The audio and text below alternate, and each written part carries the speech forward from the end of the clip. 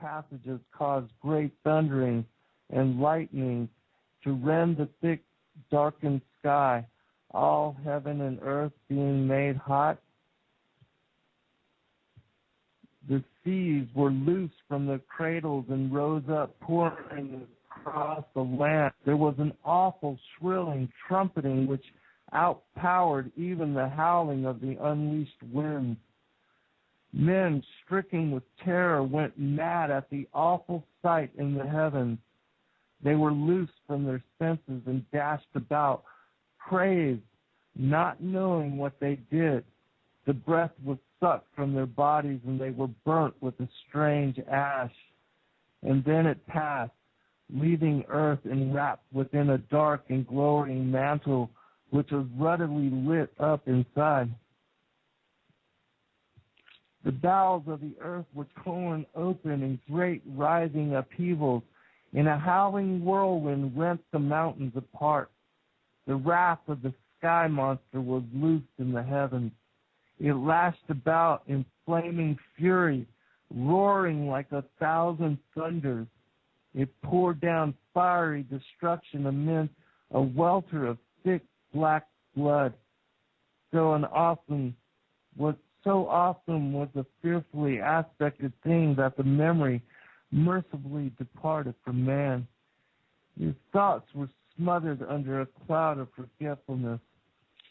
The earth vomited forth great gusts of foul breath from awful mouths opening up in the midst of the land. The evil breath bit at the throat before it drove men mad and killed them. Those who did not die in this manner were smothered under a cloud of red dust and ashes, or were swallowed by the yawning mouths of earth, or crushed beneath crashing rocks. The first sky monster was joined by another which swallowed the tail of the one going before, but the two could not be seen at once. This monster reigned and raged above earth, doing battle to possess it, but the many-bladed sword of God cut them into pieces, and their falling bodies enlarged the land and the seas. In this manner, the first earth was destroyed by calamity, descending from out of the skies. The vaults of heaven had opened to bring forth monsters, more fearsome than any that had ever haunted the uneasy dreams of men. Men and their dwelling places were gone. Only sky boulders and red earth remained, where once there were, but amidst all the desolation, a few survived. For man is not easily destroyed. They crept out from caves and came down from the mountainsides. Their eyes were wild and their limbs trembled. Their bodies shook and their tongues lacked control. Their faces were twisted and the skin hung loose on their bodies. They were as maddened wild beasts driven into an enclosure before flames. They knew no law, being deprived of all the wisdom they once had. And those who had guided them were gone. The earth, only true altar of God, had offered up a sacrifice of life and sorrow to atone for the sins of mankind. Man had not sinned in deed, but in things he had failed to do. Man suffers only for what he does, but for what he fails to do. He is not chastised for making mistakes, but failing to rectify and recognize them.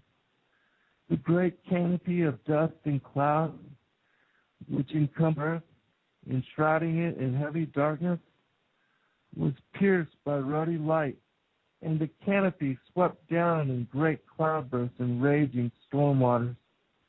Cool moon tears were shed for the distress of the earth and the woes of men.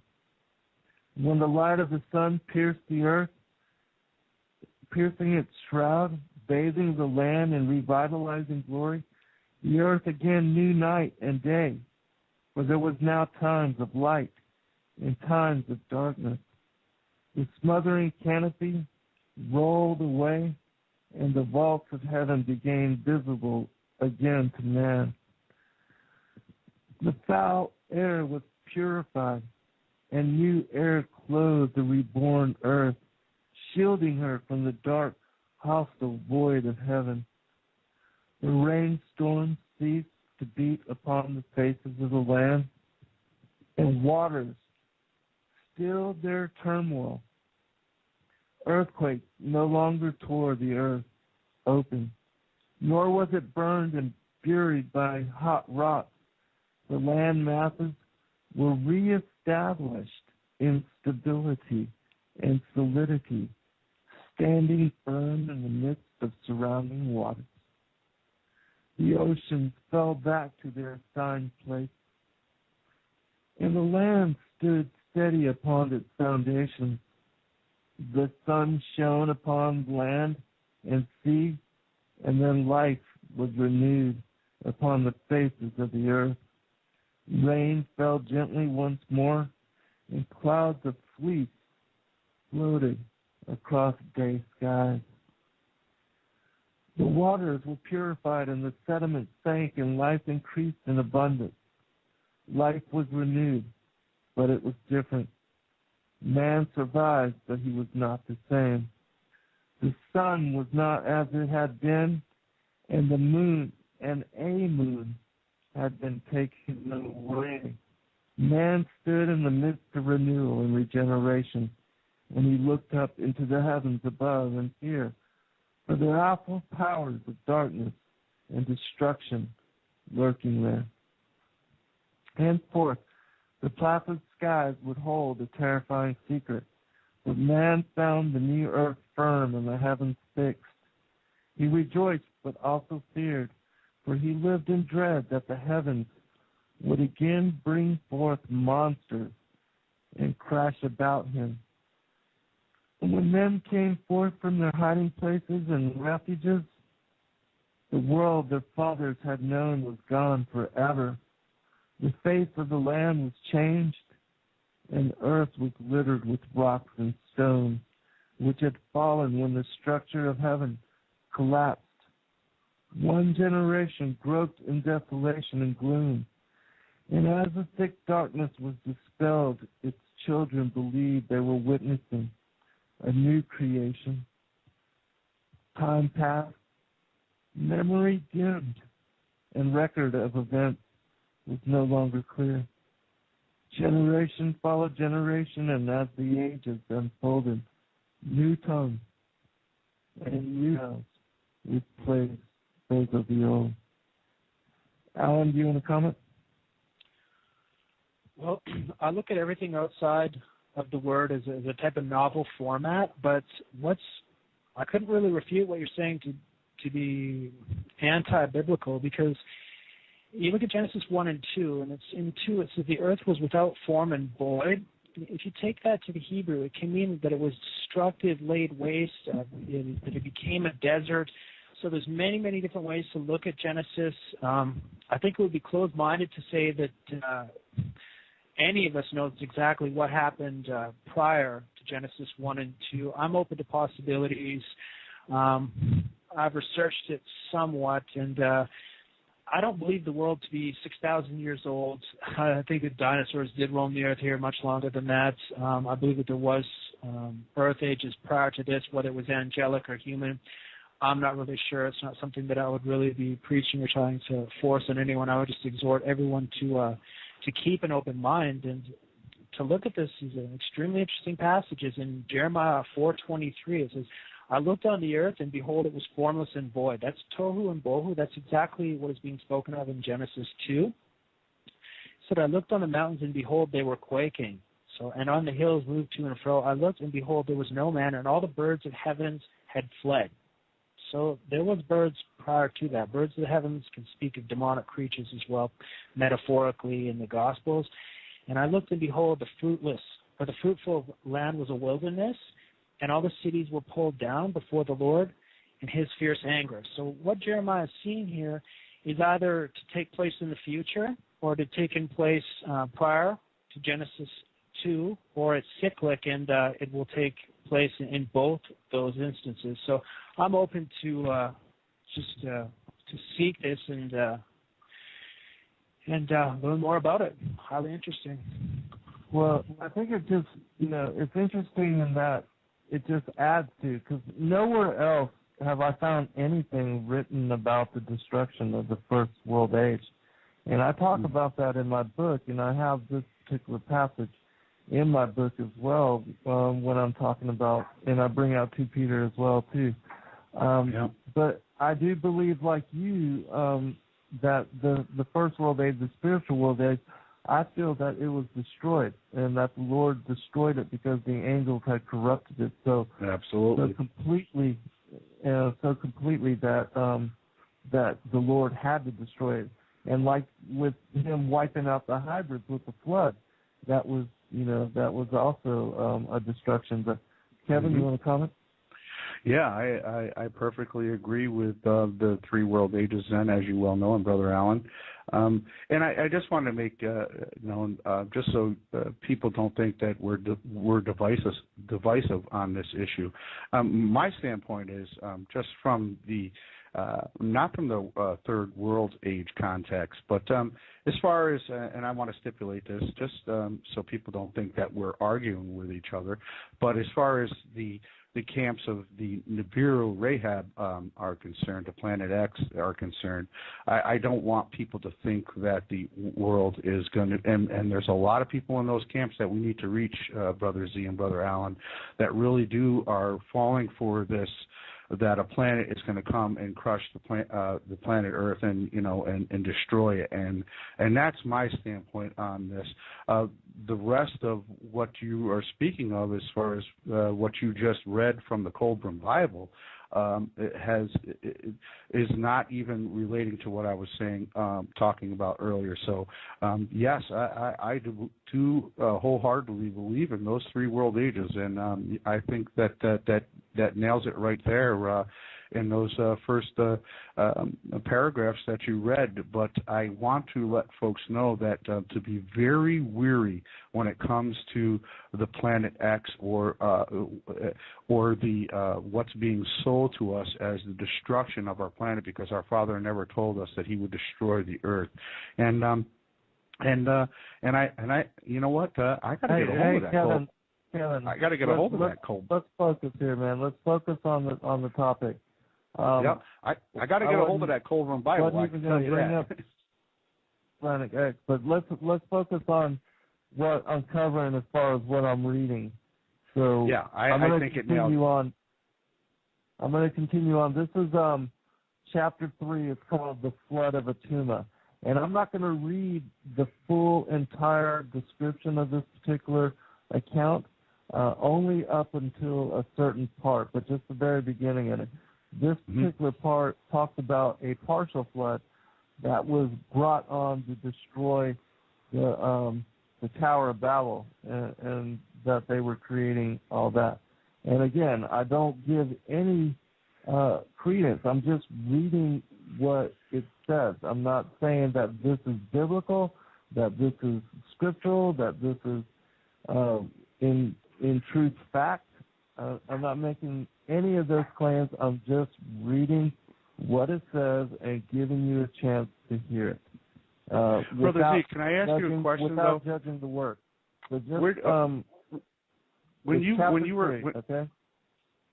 reading the okay, I was going to ask you, when you were reading that, when in your reading, when the planet was surrounded with the red cloud, you were speaking as far as the first world age, as that covering it, correct? Yeah. When that's what the Kolbrin Bible is stating. Destruction. Okay. Of the first world age. Gotcha. All right. The flood of Atuma. Behold, was this not written in the days of our fathers' fathers and of their fathers before them, and given unto us that we should pass it in to you, the children of days yet unborn, that if the ability of the scribe remains with you, it could be read in your generation. Read, O children of the unborn years, and absorb the wisdom of the past, which is your heritage, the enlightening words from a past which is to you in days so far away and yet in truth so near. We are taught that we live forever, and this is true, but it is equally true that no moment of life must be wasted, for each hour and day on earth is a shaping for the future. We are the inheritors of a portion of time. We can dissipate it on futile things or utilize it on everlasting benefits. In the days of our fathers, before barren teachings clogged the thoughts of men, and vain formal ritual built a wall which obscured understanding, men walked in the light of truth. They knew there was one God alone, but because they walked in the light of truth, because they allowed their higher abilities to fall to disuse, they saw less clearly. And because he appeared in different aspects, they thought he was many. Now, in our days, God has many varied forms in the eyes of men, and each declares he alone knows the true name and the likeness of God. Here all men fall into error, though all have spoken truly according to their understanding.